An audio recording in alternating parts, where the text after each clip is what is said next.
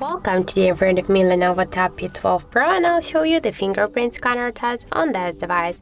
So just a couple of minutes ago I set up my fingerprint here to the scanner on the power key, and now I'll just make a couple of tries to unlock the device with my fingerprint, and we'll see does this feature works and how fast is it. So let's start. 1, 2.